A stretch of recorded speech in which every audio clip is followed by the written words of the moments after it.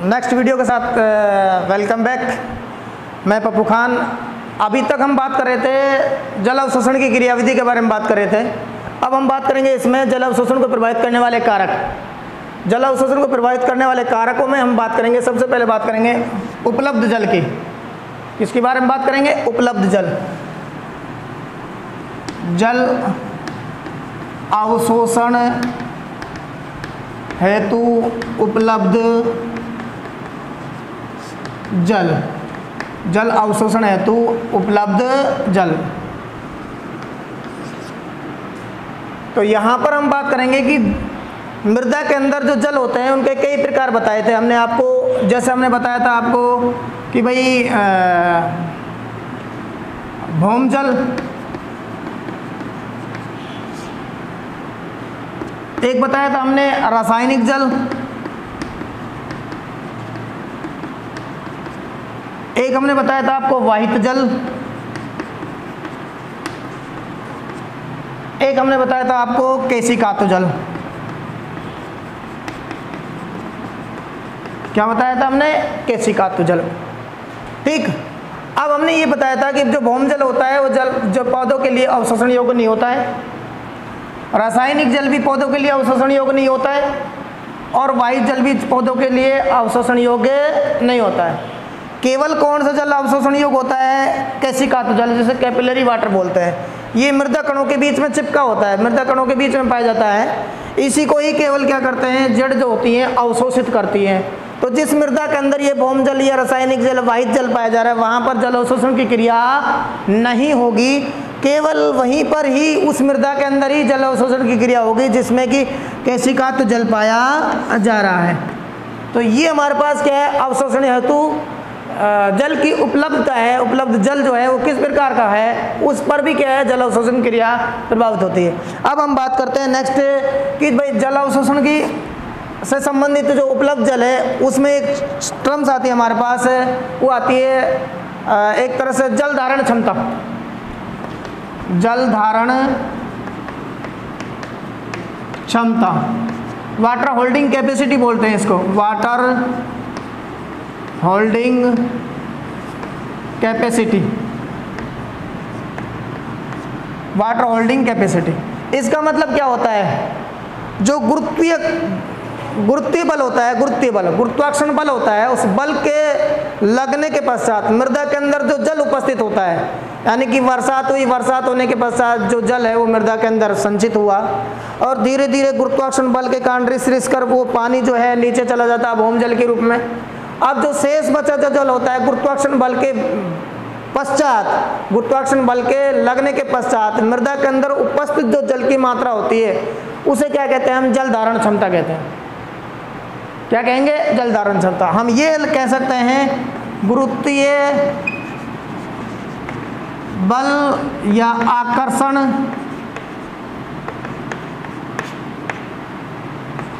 के बाद, गुरुत्वीय बल या आकर्षण के बाद मृदा में उपस्थित जल की अतिरिक्त मात्रा क्या कहलाएगी? जल धारण क्षमता। या हम कह सकते हैं इसको फील्ड कैपेसिटी बोल सकते हैं। इसको क्या बोल सकते हैं? फील्ड कैपेसिटी या क्षेत्र क्षमता भी कह सकते हैं। क्षेत्र क्षमता, यानी कि मृदा के अंदर गुरुत्वाकर्षण बल के पश्चात जो जल की मात्रा बची रहती है उसे क्या कहते हैं? हम वाटर होल्डिंग कैपेसिटी या फील्ड कैपेसिटी बोलते हैं, क्षेत्र क्षमता कहते हैं। इसी क्षेत्र क्षमता का ही जो जल इसी क्षेत्र क्षमता का ही पौधे क्या करते हैं? अवशोषण करते हैं। अब यहाँ पर भी दो तीन टर्म्स आती हैं, जैसे होलार्ड है, होलार्ड एक शब्द आता है होलार्ड, एक आता है इकार्ड, एक आता है क्रिसार्ड। होलार्ड का मतलब होता है जल में उपस्थित कुल जल की मात्रा, ये तो टोटल वाटर है। इकार्ड का मतलब होता है जो जल उपलब्ध नहीं होता है मृदा के अवशोषण के लिए, जल अवशोषण के लिए उपलब्ध नहीं होता, वो इकार्ड बोलता है। क्रिसार्ड जो जल अवशोषण के लिए उपलब्ध होता है। ठीक है। तो ये टेक्निकल टर्म्स है, होलार्ड है, इकार्ड और क्रिसार्ड है। इनको भी हम एक बार डिफाइन कर लेते हैं कि भाई ये क्या है, टोटल मात्रा है जल की, ये अनुपलब्ध जल है और ये उपलब्ध जल है। अब यहाँ हम जल धारण क्षमता की बात की हमने, तो जितना मृदा के अंदर जल धारण क्षमता पाई जाएगी उतना ही क्या होगा, जल अवशोषण की क्रिया होगी। अब यहाँ एक और बात देखने को मिलती है, जो मृदा जो होती है, मृदा हमारे पास मृदा होती है अलग अलग प्रकार की, जैसे दोमट मृदा, जैसे कि हम बात करें चिकनी मृदा, जैसे हम बात करें बलुई मृदा, ठीक है। तो ये जो मृदा है हमारे पास दोमट मृदा होती है, ये एरेशन ज़्यादा पाया जाता है, वातन की संख्या ज़्यादा पाई जाती है, वातन की मात्रा ज़्यादा पाई जाती है। यहाँ पर जल धारण क्षमता न तो अत्यधिक होती है, नहीं जल धारण क्षमता कम होती है। चिकनी मृदा होती है, इसके अंदर जल धारण क्षमता क्या होती है, अत्यधिक होती है, इसलिए इसमें वायु की मात्रा बहुत कम होती है। और यहाँ बलुई मिट्टी है, इसकी जल धारण क्षमता क्या होती है, बहुत कम होती है। इस कारण क्या है, जो जल जो होता है वो इसमें जब प्रवेश करता है तो वो सीधा सीधा यहाँ से रिस कर कहाँ चला जाता है, गुरुत्वीय क्षेत्र के प्रभाव के कारण मृदा के नीचे चला जाता है, या कह सकते हैं हम भौम जल के रूप में संचित हो जाता है। तो दोमट मृदा जो है हमारे पास, इसके अंदर जो जल की मात्रा पाई जाती है, वो जल की मात्रा पौधों के लिए सबसे उपयुक्त होती है, सबसे उचित होती है। या हम ये कह सकते हैं कि दोमट मृदा होती है, उसमें वातन की मात्रा क्या होती है, ज़्यादा, एरेशन की मात्रा ज़्यादा होती है। इसलिए सबसे अच्छी जो मृदा मानी जाती है पौधों के लिए, वो कौन सी पाई जाती है, चिकनी मृदा होती है। इसमें जल धारण क्षमता ज़्यादा पाई जाती है, एरेशन की मात्रा कम होती है, यानी कि वायु की मात्रा कम होती है, जिस कारण जो जड़ें होती है वो श्वसन क्रिया कम करती हैं, जिससे जल अवशोषण की क्षमता प्रभावित होती है। बलुई मृदा होती है, इसके अंदर पानी ठहरता ही नहीं है, इस कारण इसमें भी जल अवशोषण की क्षमता क्या होती है, कम होती है। तो ये हमने आपको भी बताया। एक टर्म्स और हमारे पास, स्थायी मलानता प्रतिशतता, स्थायी मलानता प्रतिशतता, स्थायी मलानता प्रतिशतता, परमानेंट विल्टिंग परसेंटेज बोलते हैं इसको। इसका मतलब ये होता है मृदा में उपस्थित वह जल जिसके दौरान पौधे में प्रथम बार स्थायी रूप से मलानता आती है।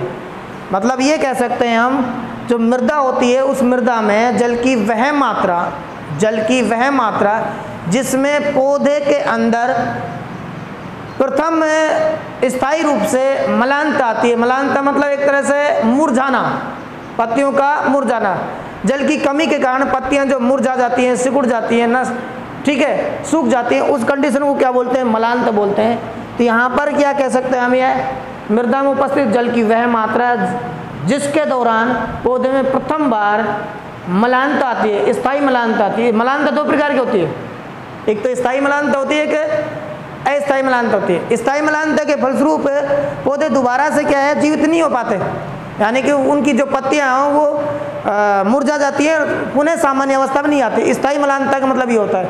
और अस्थायी मलानता में क्या होता है, पौधे की पत्तियां कुछ समय के लिए मुरझा जाती हैं, उसके पश्चात पुनः सामान्य अवस्था में आ जाती हैं। तो इस कंडीशन को क्या बोलते हैं, टेम्परेरी विल्टिंग बोलते हैं, अस्थायी मलानता बोलते हैं। तो यहाँ स्थायी मलानता का मतलब है मृदा में उपस्थित जल की वह मात्रा जिसके अंदर पौधे में प्रथम बार स्थायी मलानता आती है, उसे कहते हैं स्थायी मलानता प्रतिशतता कहते हैं। ठीक है, ये टेक्निकल टर्म्स हमारे पास जल अवशोषण, जल के बारे में बात की थी हमने।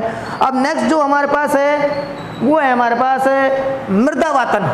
इसकी बात करेंगे, मृदावातन। दूसरा जो फैक्टर है हमारे पास वो है मृदावातन। मृदावातन का मतलब ये होता है कि जिस मृदा के अंदर पानी की मात्रा ज़्यादा पाई जाती है, जिस मृदा के अंदर पानी की मात्रा ज़्यादा पाई जाती है वहाँ पर CO2 की मात्रा नहीं पाई जाती। वहाँ O2 की मात्रा जो होती है, ऑक्सीजन की मात्रा क्या होती है, कम होती है, और CO2 की मात्रा क्या होती है, ज़्यादा होती है। अब जब O2 की मात्रा कम होगी तो श्वसन क्रिया क्या होगी, कम होगी। श्वसन क्रिया क्या होगी, कम होगी। और यहाँ पर क्या है, ये कोशिका झिल्ली की पारगम्यता को प्रभावित करता है, CO2 की सांद्रता। जिस मृदा के अंदर CO2 की मात्रा ज़्यादा पाई जाती है वहाँ पर कोशिका झिल्ली की जो पारगम्यता है, कोशिका झिल्ली की पारगम्यता, कोशिका झिल्ली की पारगम्यता जो है वो क्या है, कम हो जाती है। क्या हो जाती है, कम हो जाती है। और यहाँ पर श्वसन क्रिया कम हो जाती है, किसके कारण, ऑक्सीजन की कमी के कारण। तो ये जो मृदा वातन की क्रिया जो है हमारे पास, जिस मृदा के अंदर वातन की वायु की मात्रा अधिक पाई जाएगी वहां पर जल अवशोषण क्रिया क्या होगी, अधिक। यानी कि हम ये कह सकते हैं वातन बढ़ने पर अवशोषण, जल अवशोषण बढ़ता है। जल अवशोषण क्या होता है, बढ़ता है। वातन बढ़ने पर, वातन एरेशन बढ़ने पर, क्या बोल रहे हैं इसको, एरेशन। तो एरेशन की मात्रा बढ़ने पर क्या होता है, और जल अवशोषण की क्रिया क्या होगी, बढ़ती है। नेक्स्ट फैक्टर है हमारे पास क्या है, वो है मृदा का तापमान। तीसरा है मृदा का तापमान, टेम्परेचर। मृदा का तापमान, एक निश्चित तापमान पर ही मृदा की जो मृदा में जो जल अवशोषण क्रिया होती है वो अधिक होती है। और इसके लिए हमारे पास जो टेम्परेचर है वो है 20 डिग्री सी से 30 डिग्री सी। 20 डिग्री सी से 30 डिग्री सी अगर मृदा का टेम्परेचर है तो जल अवशोषण क्रिया क्या होगी, सर्वाधिक। जल अवशोषण क्रिया सर्वाधिक, जल अवशोषण क्रिया क्या होगी, सर्वाधिक।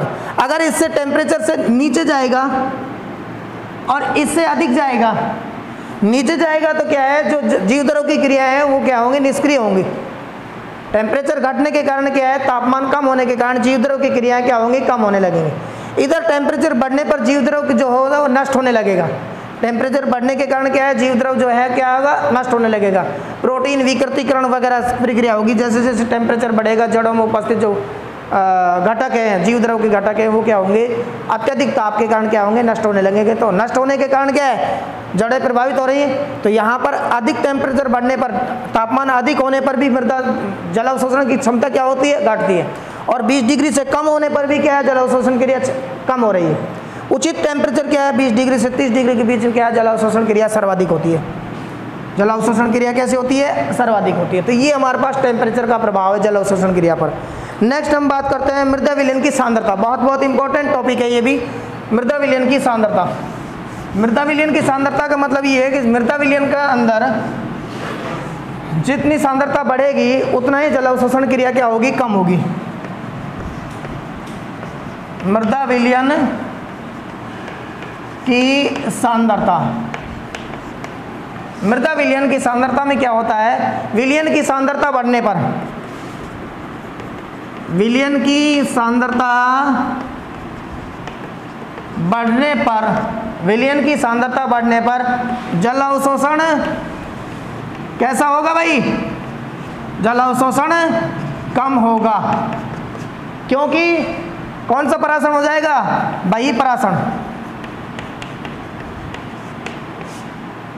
परासरण क्रिया द्वारा क्या जल अवशोषण होता है। परासरण का मतलब ये होता है कि विलायक का अपनी अधिक सांद्रता से कम सांद्रता की ओर गमन करना। जब अधिक सांद्रता होगी विलयन की तो इसका मतलब विलायक की मात्रा कम है, पानी की मात्रा कम है। तो उल्टा क्या हो जाएगा, इस कंडीशन के अंदर सांद्रता बढ़ने पर मृदा के अंदर पानी प्रवेश करेगा। कहाँ से, पादप के अंदर से।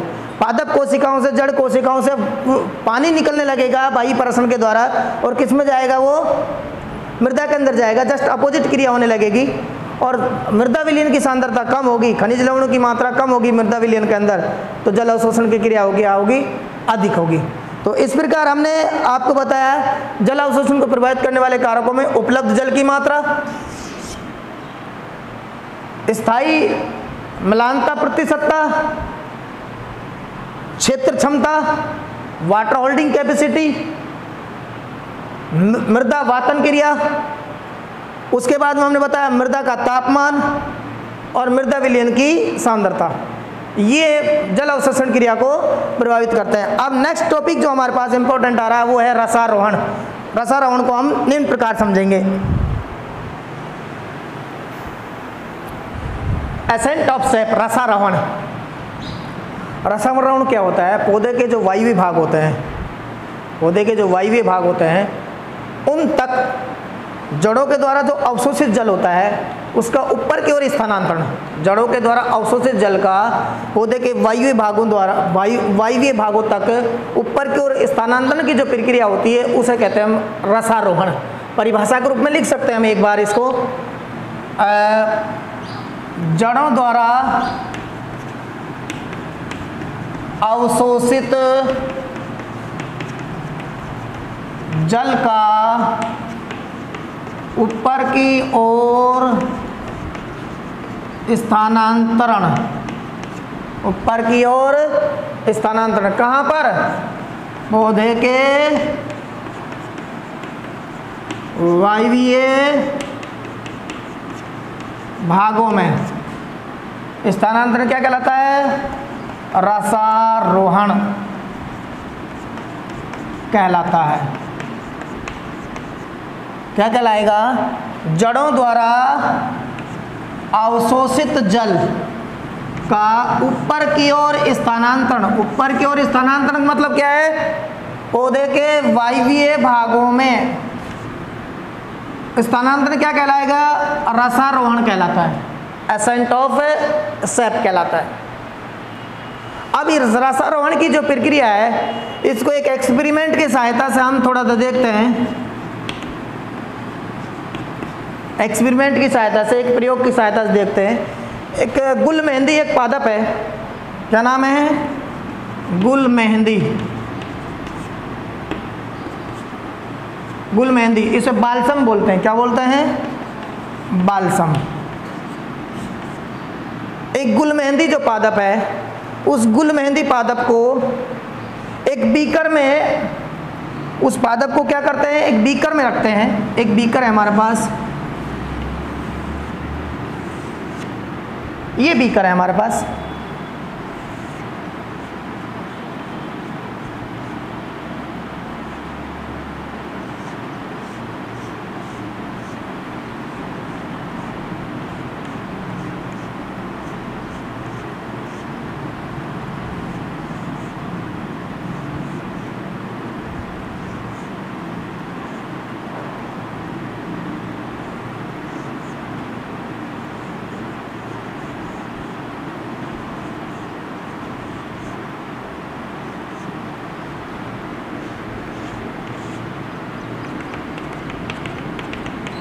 ये हमारे पास क्या है? बीकर,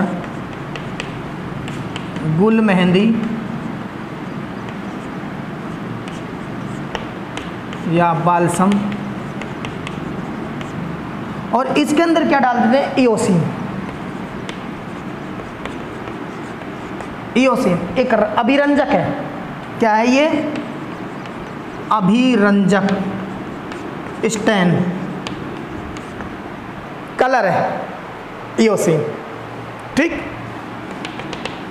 अब हम एक गुल मेहंदी का पौधा लिया, उसको एक बीकर के अंदर रोपित किया। रोपित करने के पश्चात उसके अंदर हमने क्या डाला? इयोसिन डाल दिया। इयोसिन डालने के पश्चात 4-5 दिन पश्चात हम देखते हैं। कितने दिन पश्चात दिखते हैं? 4-5 दिन बाद। 4-5 दिन बाद देखते हैं तो जो इसकी पत्तियां जो होती है ना, इसकी पत्तियां, ये जो पत्तियां हैं,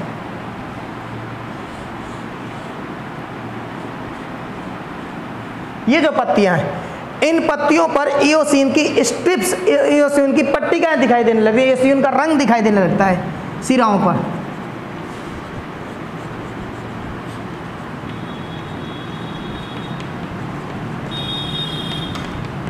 इयोसिन का क्या रंग दिखाई देने लगता है? इयोसिन का रंग दिखाई देने लगता है यहां पर, ये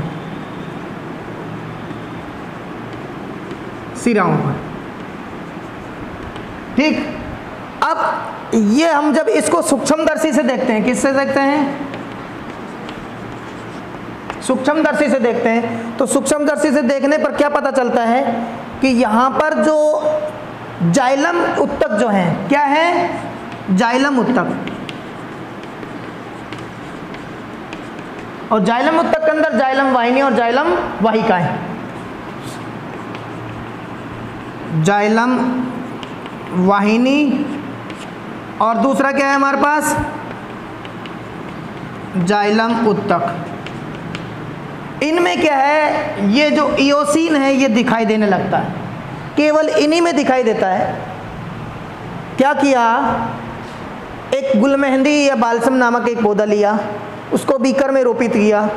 बीकर में हमने क्या डाला, इयोसिन डाला।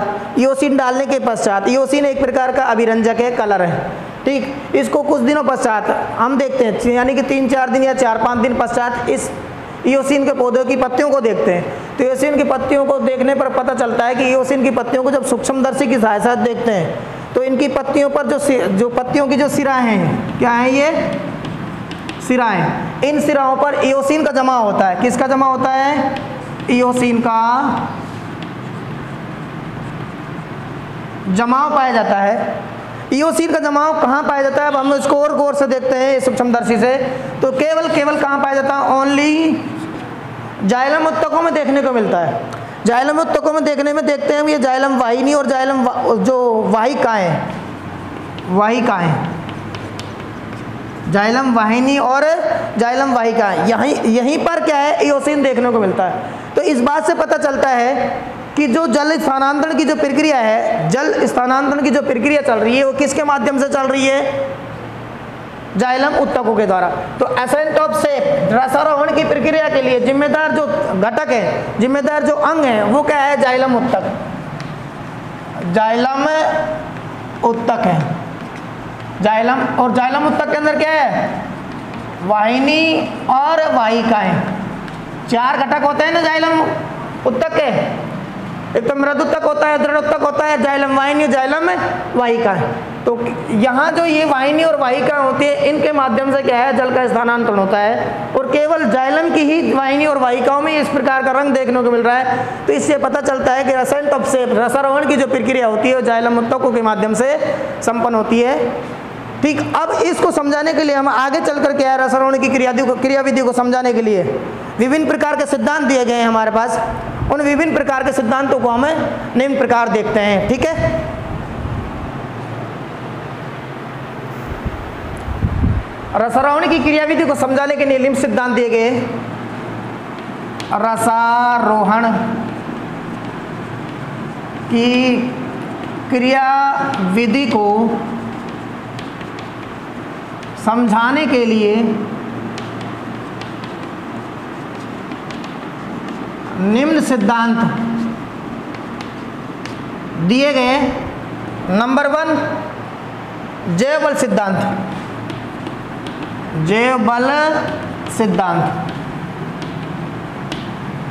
नंबर 2, भौतिक बल सिद्धांत, या कह सकते हैं नंबर 2 पे मूल दाब सिद्धांत, मूल दाब सिद्धांत।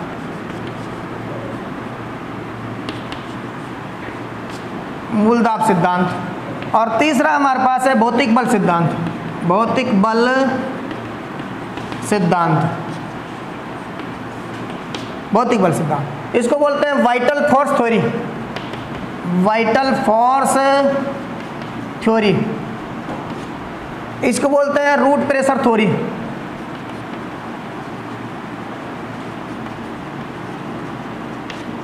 और इसको बोलते हैं फिजिकल फोर्स थ्योरी।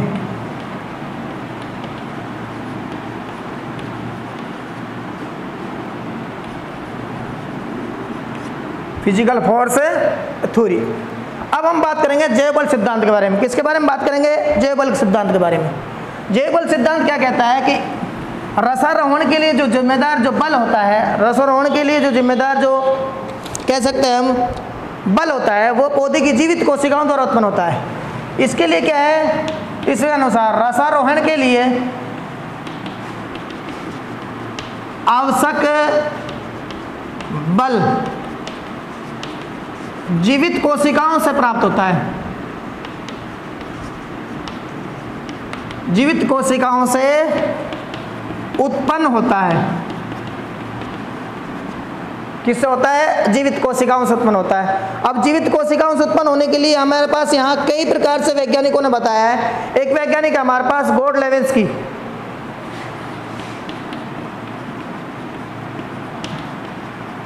कौन सा वैज्ञानिक है? गोडलेवेस्की है। गोडलेवेस्की ने एक रिले पंप सिद्धांत दिया था। क्या दिया था? रिले पंप सिद्धांत।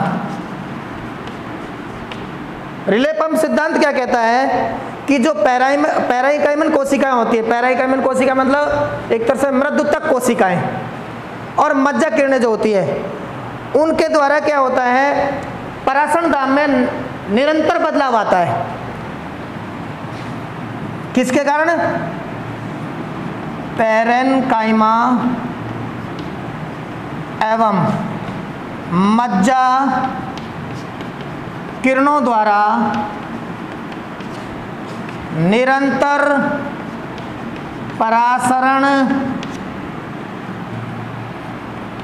दाब में परिवर्तन होता है, जिसके फलस्वरूप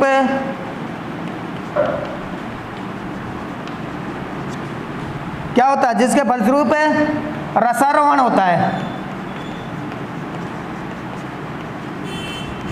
क्या होता है? रसारोहण।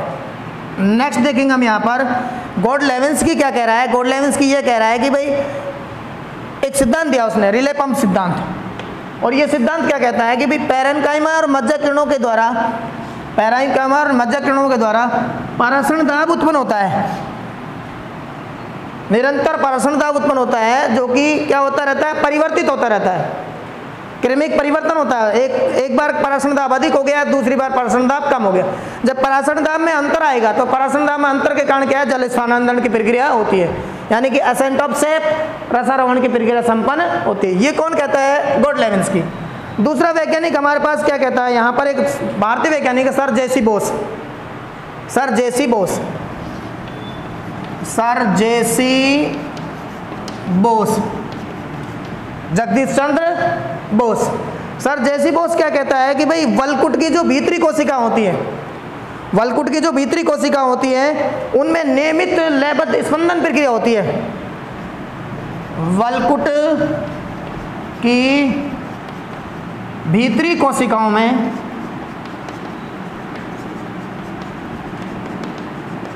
वलकुट की जो भीतरी कोशिकाएं हैं, उनमें नियमित लयबद्ध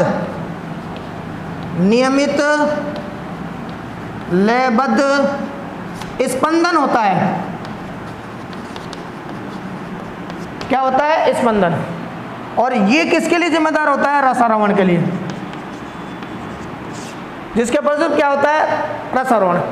इसे हम स्पंदनवाद भी कहते हैं। इसके सिद्धांत को क्या कहते हैं? स्पंदनवाद। स्पंदनवाद, पल्सेशन थ्योरी बोलते हैं इसके सिद्धांत को। तो सर जेसी बोस ने क्या सिद्धांत दिया है कि भाई जो वलकुट की भीतरी कोशिका होती है, उन वलकुट की भीतरी कोशिकाओं में नियमित लगातार एक रिदमिक कॉन्ट्रैक्शन है, एक तरह से पल्सेशन होता है, और उस पल्सेशन के कारण क्या है, जल धीरे धीरे धीरे धीरे एक कोशिका से दूसरी कोशिका से तीसरी कोशिका लगातार ऊपर की ओर चढ़ता रहता है। चूंकि ये जीवित कोशिकाओं द्वारा रहता है, इसलिए सिद्धांत किसके अंतर्गत आ रहे हैं? जेबल सिद्धांत के अंतर्गत। अब नेक्स्ट एक वैज्ञानिक हो रहा है स्ट्रासबर्गर। स्ट्रासबर्गर ये कहता है कि भी रसारोहण के लिए जीवित कोशिकाओं का सीधा कोई कनेक्शन नहीं है। किसके अनुसार? स्ट्रासबर्गर। तीसरा जो बता रहा हूं मैं आपको, स्ट्रासबर्गर एक वैज्ञानिक हुआ है, ये क्या कह रहा है कि भी रसारोहण क्रिया में जीवित कोशिकाएं डायरेक्ट भाग नहीं लेती, लेकिन इनकी उपस्थिति से रसारोहण का एक तरह से वातावरण बनता है। जीवित कोशिकाएं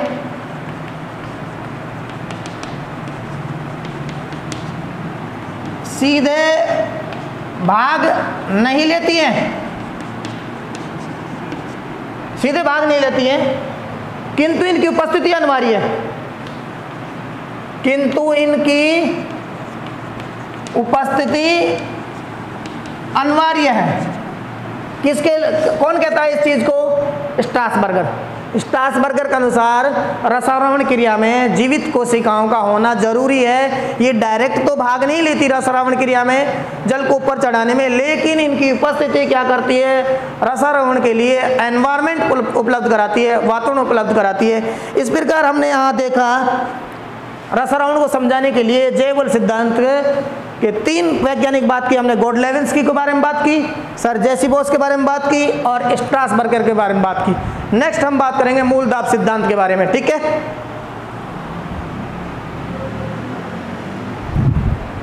समय समाप्ति की ओर है, आज इस वीडियो के अंदर इतना ही। नेक्स्ट वीडियो के अंदर हम बात करेंगे मूल दाब सिद्धांत और भौतिक बल सिद्धांत के बारे में। बहुत बहुत इंपॉर्टेंट सिद्धांत है भौतिक बल सिद्धांत। ओके।